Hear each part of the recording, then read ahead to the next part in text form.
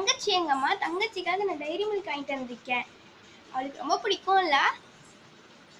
அம்மா அவ எங்கம்மா? சொல்லுங்க சீக்கிரம், மெல்ட் ஆயிரும் அப்புறம். உன் தங்கச்சி உள்ள தூங்கிட்டு இருக்காப்பா. அவ எந்திரிச்சதையும் 2 பேர் சாப்பிடுங்க சரியா? அம்மா ஒரு நிமிஷம் நிறுத்துங்க.